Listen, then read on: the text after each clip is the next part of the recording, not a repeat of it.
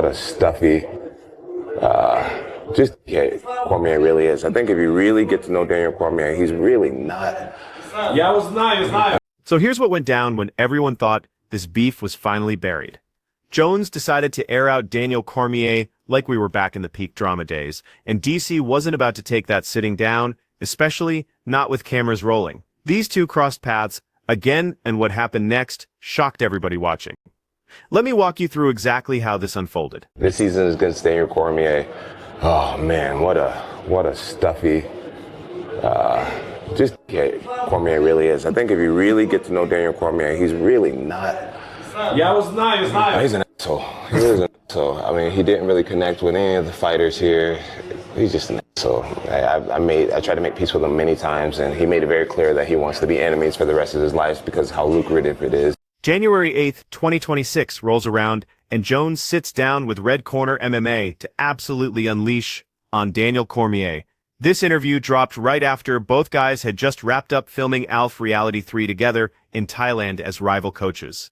Jones walked into that whole experience thinking maybe they could patch things up. He walked out wanting blood all over again. When they asked Jones about his time working alongside Cormier, he didn't sugarcoat anything, called the guy a complete nightmare to work with, and said DC couldn't connect with a single person on that entire set. Well, I cannot wait to get DC. 6 days after that bomb dropped, Cormier shows up on the Ariel Helwani show, ready for war. Helwani made sure to point out this was DC's first appearance on the program in over a year. That timing wasn't some coincidence. Cormier had definitely watched Jones tear him apart in that Red Corner interview. Now he had his rebuttal locked and loaded. DC completely shut down any talk about them making peace, saying happy endings are fairy tale garbage for little kids. He went straight at Jones for all the cheating scandals, saying that made any kind of friendship completely impossible. This wasn't some physical throwdown at a press event or weigh-in ceremony. This whole thing played out through media interviews recorded days apart from each other, but those words they threw back and forth carried all the same poison that had been eating at their relationship for 15 solid years. Helwani and his crew knew immediately they were witnessing something special. The host could barely hide how excited he was to let Cormier respond to Jones attacking him. Can I just say, I don't want them to be friends. Is that so bad? Nobody. Who wants this? I don't want to see, after all this time, a photo of them like hugging each other. Does me no good. That rivalry had already given us 2 massive UFC fights. A complete brawl at Media Day, death threats picked up on hot microphones, and more than 10 years of straight trash talk. Now it was breathing again. Nobody watching wanted to see these two suddenly become buddies. And we were at the MGM Grand, and he headbutted me, like put his head on me. So I push him. He's an alpha male too, so the fucker attacks me. Right. Right? So we get to fighting. Oh boy. So we get to fighting, right? And we're fighting, and Joe, the security guard from the UFC, falls under me. But now I'm on my back as we go flying off of the stage. This whole confrontation ran way deeper than just some reality show disagreement, though. Jones had gone into that Thailand filming actually believing he could fix what was broken between them. In interviews before they started shooting, Jones said he was hoping to squash the whole thing and maybe the shared experience would create some mutual respect. Cormier never bought into that optimism for 1 second. Before those cameras started rolling in Thailand, Cormier figured being around Jones might feel different now that they were both retired. Maybe less toxic since neither guy had anything left to prove inside the cage. That prediction turned out completely wrong. What actually went down on that set is still mostly hidden from us. Jones claimed Cormier treated the staff and fighters like garbage. Cormier said the two of them almost agreed to box each other during some heated arguments, but backed away because of money and logistics issues. Neither one has dropped any footage from their time together. The public part of this confrontation came down to one basic question. Could two guys who spent more than 10 years trying to destroy each other ever actually find peace? Jones thought they could. He said he tried making peace multiple times during filming. Then he accused Cormier of shooting down every attempt because keeping the rivalry going was too profitable. Cormier saw it differently. He brought up Jones' 2 PED suspensions that overturned UFC 2014 result, and years of what he called pure dishonesty. He made it crystal clear that he didn't have to be Jones's friend and reconciliation was complete fantasy. This January 2026 exchange happened 9 full years since their last meeting inside the octagon. UFC 2014 had ended with Jones knocking Cormier unconscious in round 3. That result got changed to a no contest later when Jones tested positive for turinabol, which is an anabolic steroid. Cormier has never let that test result go. He referenced it in 2026 the exact same way he had in 2017, 2020, and every single year between. For Cormier, that positive test wiped out everything. For Jones, it was ancient history he'd already moved past. The panel on Ariel Helwani's show captured what a lot of fans were feeling. Life just feels more normal when Jones and Cormier are at war. Actually, let me get that right. Life just feels more normal when they're at odds. That's what this confrontation showed us. Nothing had changed at all. The setting had moved from press conferences to podcasts, from the MGM Grand to Thailand, from fighting for championships to coaching on reality TV. But that hatred stayed exactly the same. There was a time where Ali Frazier were in their 70s and they're arguing at memorabilia shows. They're on the set of talk shows and they're getting into actual scuffles where they have to be broken up. That's what DC and Jones. If you want to understand why that hatred cuts so deep, you've got to go back to the very beginning. The first time John Jones and Daniel Cormier ever crossed paths was October 23, 2010, at UFC 21 in Anaheim, California.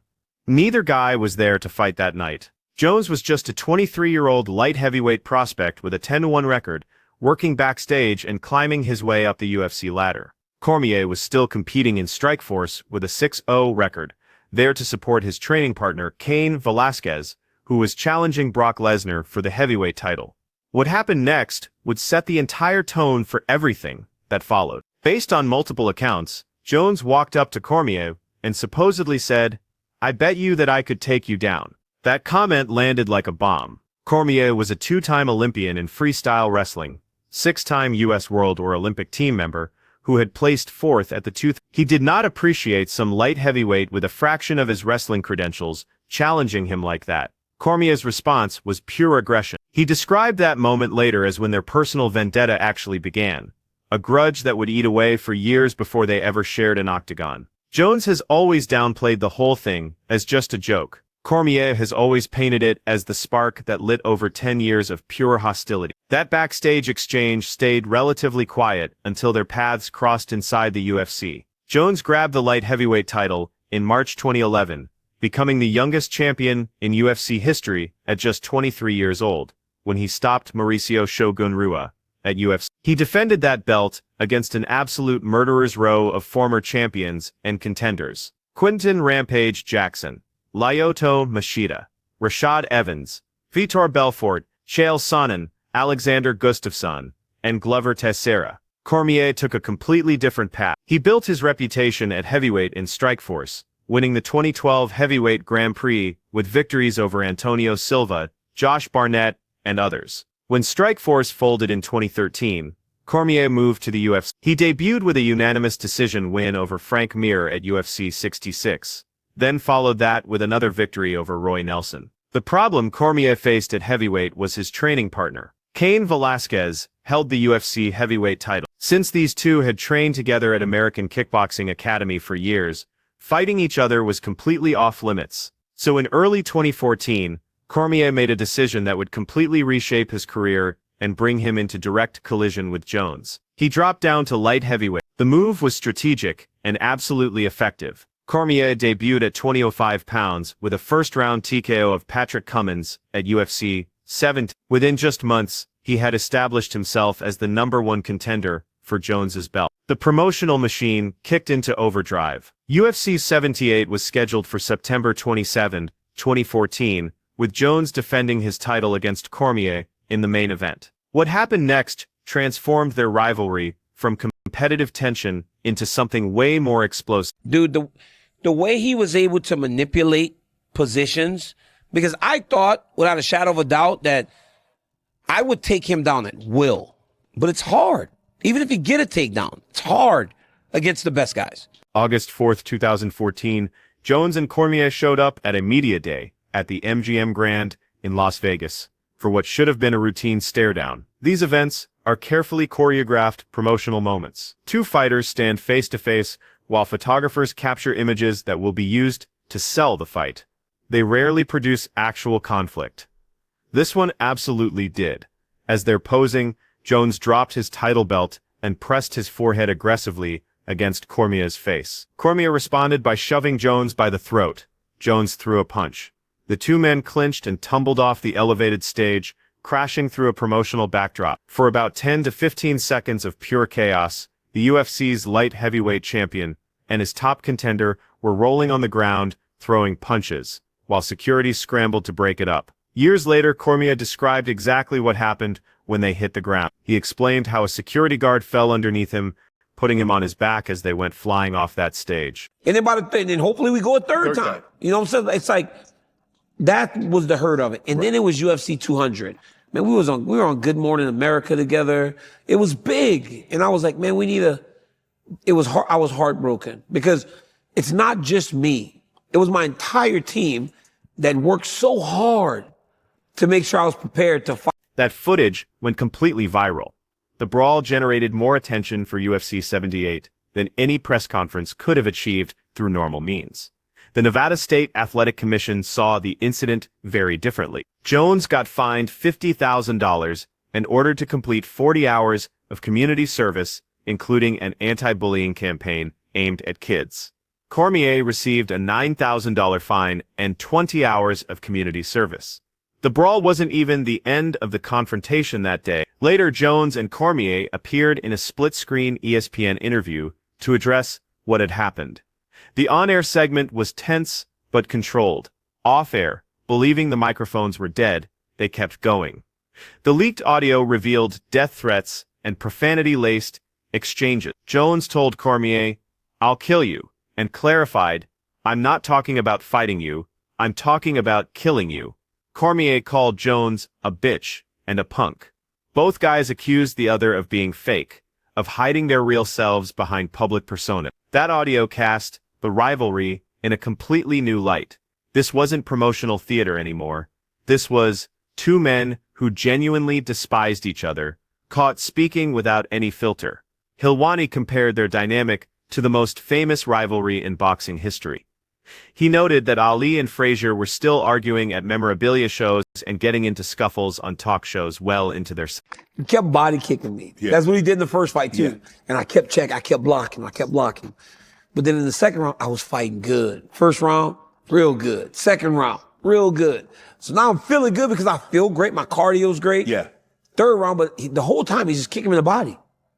Third time, he tries to kick me in the head. And the third round was one of the first attempts. And I was like, nah. Yeah. Nah. But then he actually gave me one that looked like it was going to the body. They were destined to be exactly the same. The hatred was locked in. The promotional value was proven. All that remained was settling it inside the octagon. But what happened there would only make the divide deeper. The elephant in the room. I saw Demetrius Johnson says, because John Jones, the steroid is tied to his name. Yep. He can't be in the GOAT conversation. I don't believe that. I don't believe that he should be considered the greatest of all time. I've said that. You can't, Shannon, steroids. Yes. In fighting is much different than anything else in the world. The first official meeting between John Jones and Daniel Cormier went down at UFC 182 on January 3, 2015 in Las Vegas. The event pulled approximately 800,000 pay-per-view buys. That was the UFC's best number since UFC 68, proving that the bad blood between these two men converted directly into commercial success. The fight itself was a 5-round war that demonstrated exactly why both men sat at the top of the light heavyweight division. Jones won by unanimous decision with scores of 49-46 across all 3 cards. He used his reach advantage for striking and surprisingly out-wrestled the 2-time Olympian, securing 3 takedowns. The fight earned Fight of the Night honors. Cormier had walked into that bout believing he would control the grappling exchanges. He was dead wrong. Jones manipulated positions in ways that completely shocked the Olympic wrestler. Didn't John Jones block you? I don't think he likes me. What did you What did you do? Well, I guess it's just I've made a few videos just dissecting his case and giving my opinion on what I think he did, and he just doesn't like it, obviously, because it's just bringing up shit that is in his past that he doesn't want dug up, I guess. But that victory came with an asterisk that would grow into a defining piece of their rivalry.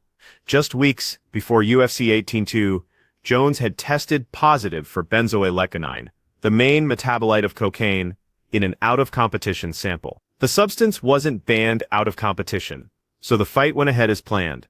The Nevada State Athletic Commission revealed the result after the fight, fining Jones $25,000 and pushing him to enter rehab briefly. 3 months after beating Cormier, Jones was involved in a hit-and-run accident in Albuquerque, New Mexico. He crashed into a pregnant woman's car and fled the scene. Police found marijuana and a pipe in his vehicle. The UFC stripped him of the light heavyweight title on April. Cormier saw his opportunity.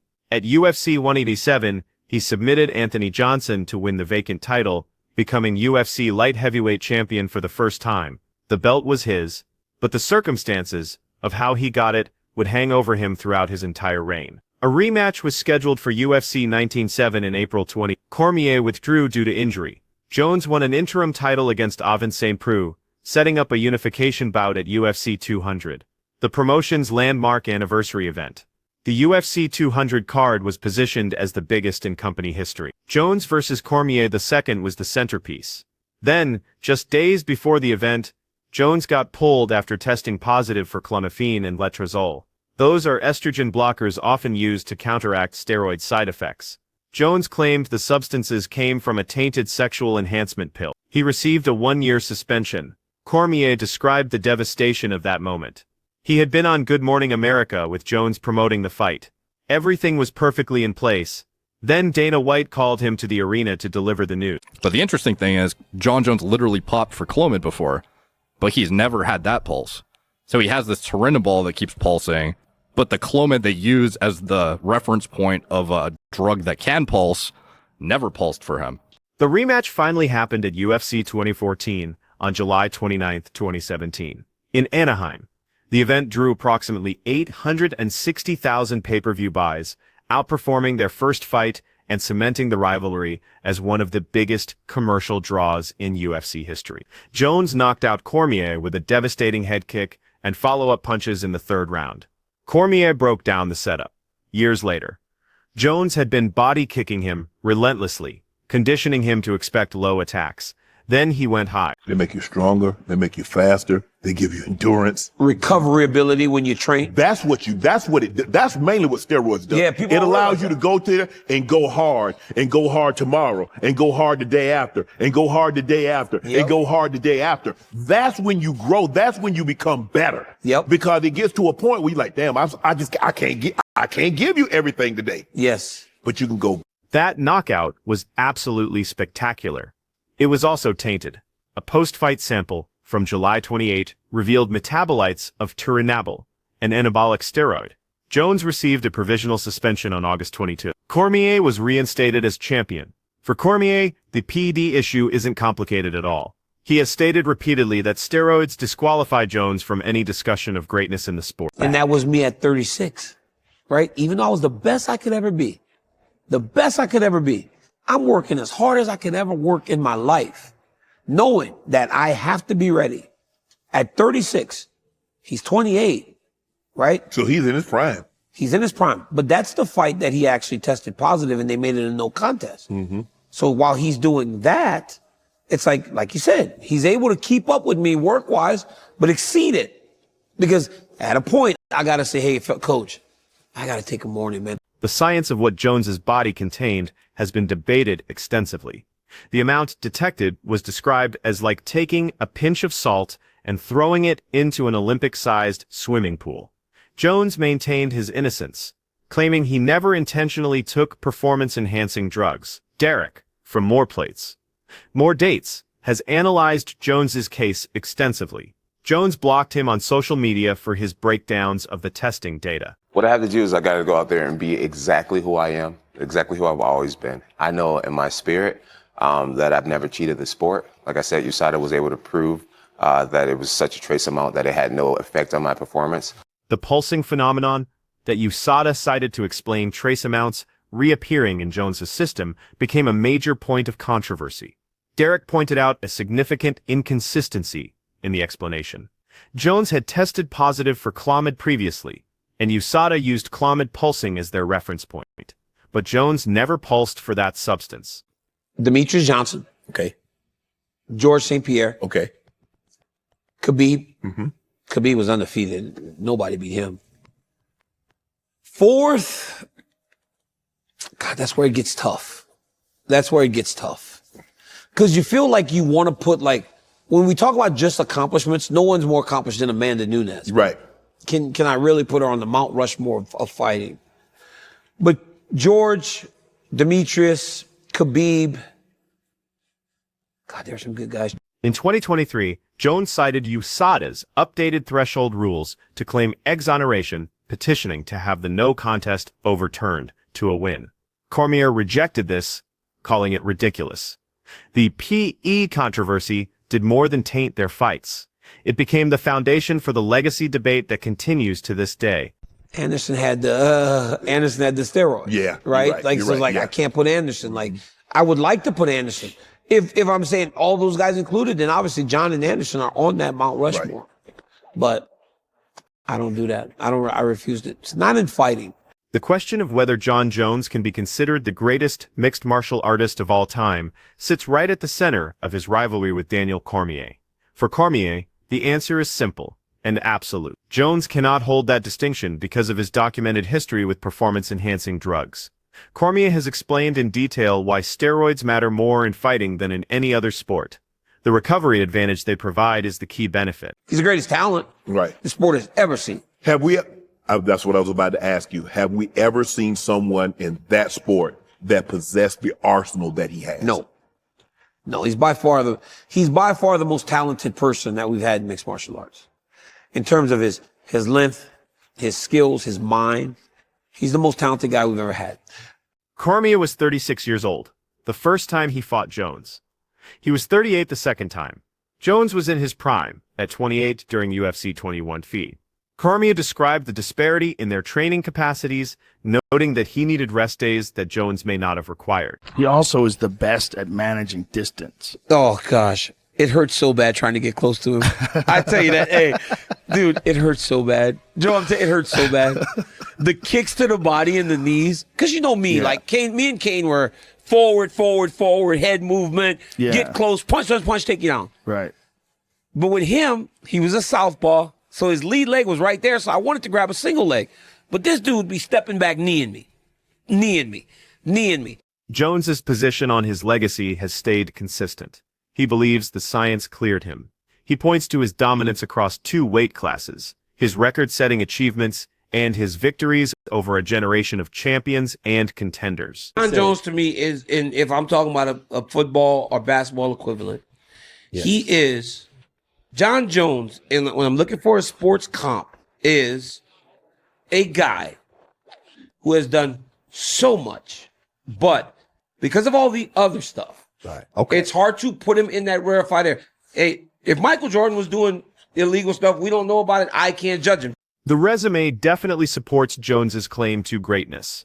He became the youngest UFC champion in history at 23, holds UFC records for most light heavyweight title defenses, most wins in the division, longest win streak, and most overall title fight wins. He moved to heavyweight in 2023 and won that division's title against Cyril Gane by first-round submission at UFC 285. He defended once against Stipe Miocic at UFC 309 in November 2024 with a third-round TKO. Cormier constructed his own Mount Rushmore of fighters during his appearance on Club Shay Shay. He named Demetrius Johnson, Georges St-Pierre, and Khabib Nurmagomedov. The 4th spot gave him trouble. That's why he didn't have to cheat. He did not have to cheat. That's where my biggest issue is. Like, you don't need to cheat. You got all that. Keep that, like, use what you have. And he gonna always get mad at me. He gonna be on me now if it is. Oh, I live. The other day he said he lived rent-free in my house, in my brain or something like that. I'm like, man, shut up. I don't care about you. Jones wasn't included. Neither was Anderson Silva, for the exact same reason. Cormier refuses to place fighters with PED histories on his list. Do you believe that Tom Aspinall can actually do what he says he does? Bro, let me tell you something. Michael Bisping, before Tom Aspinall fought Sergey Pavlovich, he said all kind of crazy. He said he's gonna beat John Jones. He moved like Muhammad Ali. He gonna be the next Muhammad Ali. And I said, Mike, this has to be a gimmick. I said, please tell me. It's a gimmick. You're playing a part. There's no way you believe this. He goes, Daniel, this fight is going to last 2 minutes between him and Sergey. I said, bro, Sergey's knocked out 8 dudes in a row. He's knocked out Derek Lewis in a minute. Tom goes and knocks him out. The physical reality of what Jones possesses as a fighter isn't in dispute. Cormier himself has acknowledged that Jones is the most talented person to ever compete in mixed martial arts. When we all fought John, you know that the first time I fought John Jones, I was 36 years old. I was 36 years old. The first time I fought John Jones. 36 and 38 the second time. He's now what, 37, 38 years old? He was in his mid-20s when he fought all these great legends, but he fought them all when he was in his mid-20s. Now, he'd be on the other side of that coin.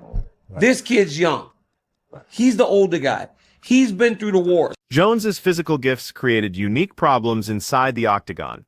His 84.5-inch reach at light heavyweight gave him advantages that few opponents could neutralize. Cormier described the physical pain of trying to close against someone with Jones's abilities. If he's at 205, I bet if he's weighing 215, he would fight Tom Aspinall better than him weighing 245 pounds. Yeah. I 220 in his 205 frame, right. He could fight Tom Aspinall better than he'd fight him at that 250 because while he didn't last long with Cyril, he didn't look as fast. He didn't look as... He carried more weight. He carried more weight. And he did. The legacy debate extends beyond just the two men directly involved when discussing whether Jones could be compared to Michael Jordan in terms of dominance within his sport. Cormier acknowledged the comparison, but noted the crucial difference. So if you're John Jones and you're fighting a guy like Tom Aspinall, how would you bring the guerrilla war to a guy like Tom? If you're John, exactly what he's doing. He's doing the right thing. He's no selling him. Right. Like he's acting like he does not matter. Make him just angry and just don't give him what he wants. Don't give him what he wants until eventually, yo, did you see the house John Jones has bought? Hey, John Jones doing all right, though. Did you see John Jones' house? I said it, congratulations. John Jones doing all right, man. John Jones don't need Tom Aspinall. This frustration defines Cormier's perspective completely. He acknowledges Jones's talent, but cannot accept the PED history. He summarized his position bluntly at the end of his Club Shay Shay appearance. Royce Gracie and Ken Shamrock hated each other. The Gracies hated Sakuraba. Liddell hated Ortiz. What's the one since DC and Jones? Habib and Connor. What's the one since then? The GOAT debate remains unresolved, but the rivalry has found new fuel in discussions about Jones's future, specifically whether he will face the man many believe is his most dangerous challenger yet. Agree with this. What does that mean, too much money? There's too much at risk. There's too much brand building. There's too, like, you can't hate anybody anymore. It doesn't exist. It's just not going to happen. The January 2026 confrontation revealed something beyond just the personal animosity between John Jones and Daniel Cormier. It exposed what the rivalry had evolved into during their retirement years. A debate about what comes next. Jones announced his retirement in June 2025 after defending his heavyweight title against Stipe Miocic at UFC 30. Dana White subsequently announced Tom Aspinall as the undisputed heavyweight champion. Within weeks, Jones had re-entered the USADA testing pool, signaling a potential return. Cormier had been advocating for the Aspinall fight long before Jones retired. His belief in Aspinall's abilities traces back to a conversation with Michael Bisping before Aspinall fought Sergey Pavlovich. Bisping made predictions that Cormier thought were absurd until they came true. Cormier's argument for why Aspinall poses a unique threat centers on age and the physical toll of championship competition. Jones is now 37 to 38 years old. Cormier was that age when Jones used youth as a weapon against him. Now the roles are completely reversed. The weight issue compounds the age factor. Cormier believes Jones would perform better against Aspinall at a lighter weight.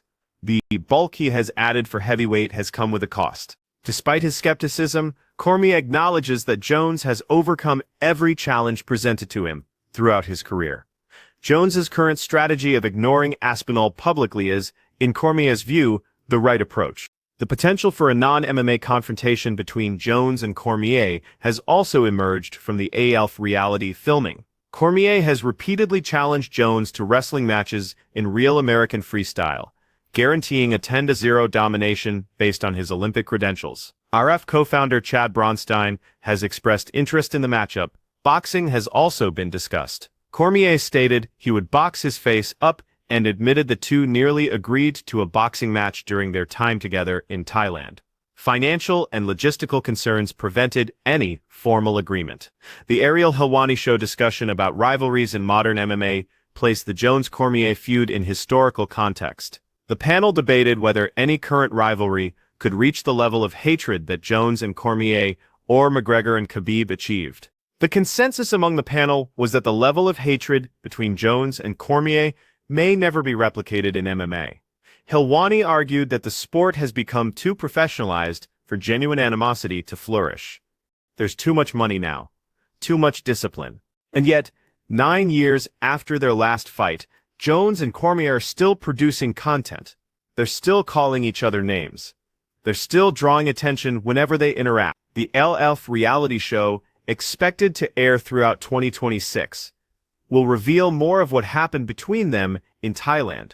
Whether that footage deepens the divide or provides new context remains to be seen.